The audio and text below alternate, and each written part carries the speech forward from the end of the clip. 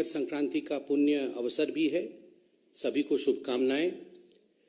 किंतु जिस विषय पे आज हम प्रेस कॉन्फ्रेंस कर रहे हैं वो विषय दुखद है, वो विषय चिंताजनक है और वो विषय हिंदुस्तान की राजनीति और खास करके हिंदुस्तान के राजनीति के एक बहुत पुराने प्लेयर कांग्रेस पार्टी की चयनात्मक राजनीति, सिलेक्टिव राजनीति को दर्शाता है और एक बहुत महत्वपूर्ण सवाल गांधी परिवार पर छोड़ता है। अब राहुल गांधी के ऊपर तो इतने सवाल हो चुके हैं कि राहुल गांधी उत्तर प्रदेश की मैदान से, चुनावी मैदान से नदारद हैं और कहीं ना कहीं चूंकि राहुल गांधी फेल हो चुके हैं, प्रियंका वाड्रा जी को उतारा गया है, तो कुछ सवाल प्रियंका वाड्रा जी से होंगे। मीडिया चैनलों से धन्यवाद है कि विगत 4 दिनों से, मंगलवार से जिस प्रकार से उन्होंने अलवर में जो एक जघन्य रेप कांड हुआ है, गैंग रेप का विषय हुआ है, उस विषय को आप सभी ने अपने मुख्य समाचार में रखा है। पूरे देश को अलवर के इस जघन्य रेप कांड से आपने अवगत कराया है। दिल दहल जाता है यह सोचकर भी कि एक 15-16 साल की नाबालिग लड़की के साथ, वह भी एक दिव्यांग लड़की के साथ, जो मूक हो, जो बधिर है, जो समाज की ताना सुन नहीं सकती और जो बोल नहीं सकती, अपनी व्यथा को व्यक्त नहीं कर सकती, अपने दर्द को, उस लड़की के साथ, उस छोटी सी नन्ही परी के साथ जिस प्रकार का बर्ताव राजस्थान के अलवर में हुआ है। मंगलवार की रात को एक गाड़ी से कुछ लोग आते हैं and they leave a bleeding दिव्यांग ऑन द स्ट्रीट। सड़क पर खून से लथपथ एक लड़की को छोड़ के जाते हैं और जब गौर से देखा जाता है तो मालूम पड़ता है कि ये जो लड़की है, जो पीड़िता है, उसके प्राइवेट पार्ट्स में बहुत गहरी चोट है, जख्म है और वो खून से लथपथ थी। आनन पानन में उसे अस्पताल पहुंचाया जाता है और आज राजस्थान की वो निर्भया, राजस्थान की वो नन्ही सी बेटी आईसीयू में अपने जीवन से लड़ रही है। वहां वो लड़ रही है।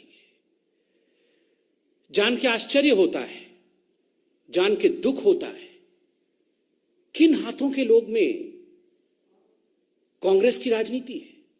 आप जानते हैं, जब अलवर में इस प्रकार की विभत्स घटना घट रही थी, तब प्रियंका वाड्रा, जो अपने आप को चैंपियन ऑफ महिला कहती है, प्रियंका वाड्रा वहीं मौजूद थी।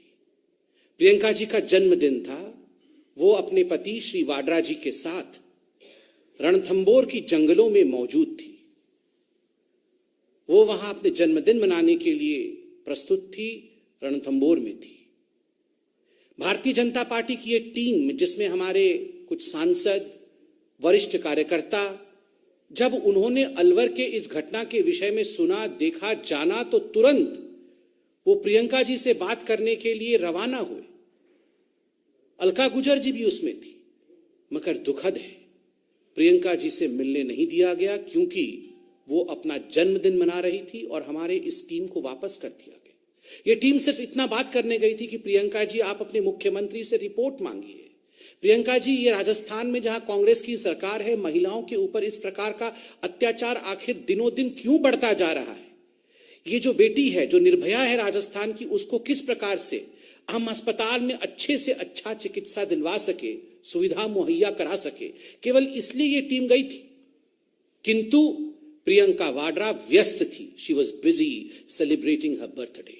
और प्रियंका वाड्रा और कांग्रेस पार्टी ने साफ इनकार कर दिया कि because she is busy with her birthday, वो अपने जन्मदिन में व्यस्त है, वो किसी से मिल नहीं सकती है। आज सवाल उठता है, प्रियंका जी, क्या आप राजस्थान की बेटी निर्भया से मिलने गई? आप तो पूरे देश में जहां भी अन्याय और अत्याचार होता है, आप और राहुल गांधी तो हर जगह मिलने जाते हैं लोगों से। आप गले लगाकर तस्वीर भी वायरल करते हैं। करना चाहिए, कोई बुराई नहीं है। पीड़िता के साथ खड़ा होना, उसके लिए न्याय का गुहार करना, इसमें कोई बुरी बात नहीं है। इसीलिए तो लोग राजनीति में होते हैं। किंतु चयनात्मक राजनीति करना, दूसरे राज्यों में जहां आपकी सरकार नहीं है वहां जाकर के आप पीड़िता के फोटो को गलत तरीके से वायरल करना, राहुल गांधी जी ने दिल्ली में किया था, बाद में कोर्ट ने भी फटकार लगाया।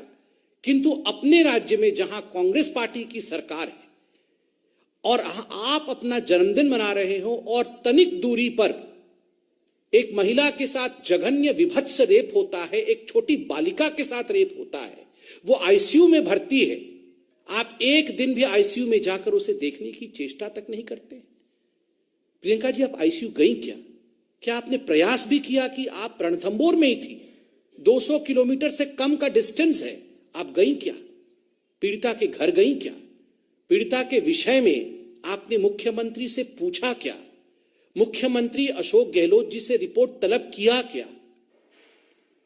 प्रियंका जी, ऐसा क्यों है कि उत्तर प्रदेश में जाकर आप कहती हैं कि लड़की हूं, लड़ सकती हूं, किंतु राजस्थान में लड़की हूं तो लड़ना मना है। उत्तर प्रदेश में लड़की हूं, लड़ सकती हूं, राजस्थान में लड़की हूं तो लड़ना मना है। चुप रहना ही पड़ेगा क्योंकि यहां कांग्रेस की सरकार है। प्रियंका जी, आज आपको सुनना पड़ेगा। अगर आपने अपना बर्थडे मना लिया हो और आप ये प्रेस कॉन्फ्रेंस सुन रही हैं, तो बड़े ही आदर पूर्वक मगर बहुत सख्ती के साथ आज हम कहना चाहते हैं, प्रियंका जी, आपने ये कॉल दिया, आपने ये आह्वान किया कि लड़की हूं, लड़ सकती हूं, किंतु आज हम कहना चाहते हैं वास्तविक रूप में आप कांग्रेसी हैं और केवल राजनीति कर सकती हैं, केवल राजनीति। और इससे दुखद कुछ नहीं हो सकता। महिलाओं पर हो रहे अत्याचार पर राजनीति करना, उस पर आधारित करके अपने आप को, अपनी महत्वाकांक्षाओं को आगे बढ़ाने की कोशिश करना, ये जो प्रियंका वाड्रा और गांधी परिवार कर रहा है, ये अक्षम्य है। This is unforgivable. महिलाओं के लिए, महिलाओं के अत्याचार के खिलाफ आवाज बुलंद करना ये हर किसी का धर्म है, किंतु महिलाओं के अत्याचार को सामने रखते हुए, महिलाओं के अत्याचार का इस्तेमाल करते हुए, उसको राजनीति का धुरी बना करके अपने महत्वाकांक्षा को साधने की कोशिश करना, जो कि गांधी परिवार कर रही है, राहुल और प्रियंका कर रहे हैं, ये अक्षम्य है। दिस इज अनफॉरगिवेबल और हिंदुस्तान इसे माफ नहीं करेगा। उन्नाव में तो आप राजनीति कर रहे हैं, मगर ये जो पूरा विषय अब बनता जा रहा है, उन्नाव वर्सेस यहां ना आओ, उन्नाव में आप राजनीति करेंगे, हमने कभी कुछ नहीं कहा, ठीक बात है। जिन विषयों को सामाजिक रूप से उठाना चाहिए उठाइए, लोकतांत्रिक देश, मगर उन्नाव आप जा सकती हैं, मगर राजस्थान में यहां ना आओ। उन्नाव वर्सेस यहां ना आओ, ये हिंदुस्तान देख रही है और हिंदुस्तान इसका जवाब देगी। और राहुल जी, जैसा कि मैंने कहा, आपसे तो सवाल पूछना उचित भी नहीं है, क्योंकि आप तो स्वयं मानते हैं कि आप फेल हो चुके हैं और आप उत्तर प्रदेश के मैदानी जंग को छोड़ करके, खैर अभी मेरे ख्याल से विदेश से वापस आए हैं 2-3 दिन पहले, मगर फिर भी राहुल जी, आपने दिल्ली में तो फोटो ट्वीट किया, नाम तक बता दिया, परिवार वालों के फोटो को ट्वीट करके वायरल किया, कोर्ट ने इस पर लताड़ भी लगाया। आप अलवर जाएंगे क्या राहुल जी? प्रियंका जी से बात करके बताइए राहुल जी, आप अलवर जाएंगे क्या? महिलाओं के ऊपर जिस प्रकार की राजनीति प्रियंका वाड्रा और कांग्रेस पार्टी कर रही है, इसका एक और खुलासा कल मीडिया चैनलों के माध्यम से हुआ है। रीता यादव नामक एक महिला, जो लंबुआ विधानसभा से शायद कांग्रेस की टिकट मांग रही थी, सुल्तानपुर से, कल हम सब ने चैनल में देखा और बड़ा आश्चर्य हुआ कि ऐसे भी हो सकता है, खुद पे गोली चलाना, खुद पे गोली चलाना। याद करिए, जब प्रधानमंत्री की रैली में इसी महिला ने काला झंडा दिखाया था, तब प्रियंका वाड्रा इस महिला के घर गई थी। उनके घर जाके प्रियंका वाड्रा ने उसके साहस की भूरी भूरी तारीफ की थी। बाद में जब इनके ऊपर गोली चली तो प्रियंका और राहुल दोनों ने ट्वीट किया था कि ये तो बीजेपी का कारनामा है। और आज जब हकीकत सामने आया है कि गोली खुद पे चलाया गया था, कांग्रेसियों ने ही कांग्रेस की कार्यकर्ता के ऊपर गोली चला करके एक सिंपैथी वेव क्रिएट करने की कोशिश की थी, तो आज भारतीय जनता पार्टी प्रियंका वाड्रा से और राहुल गांधी से सवाल पूछती है, गोली आपने चलाई थी क्या? उस समय अगर आपको लग रहा था कि गोली हमने चलाई थी, आज जब सच्चाई सामने आ चुका है कि गोली खुद पे चलाया गया था, किसके कहने पर गोली चलवाई गई थी, क्या प्रियंका जी ये सुझाव आपका था या ये सुझाव राहुल गांधी का था? महिलाओं के ऊपर गोली चलवाना, महिलाओं के ऊपर हो रहे अत्याचार का राजनीतिक इस्तेमाल करके अपने पार्टी को आगे बढ़ाना, मुझे लगता है इस प्रकार की राजनीति से हर पॉलिटिकल पार्टी को बचना चाहिए और इस प्रकार के चरित्र को कांग्रेस पार्टी ने दिखाया है, यह उचित नहीं है। बहुत बहुत धन्यवाद। कोई सवाल हो तो अवश्य पूछें।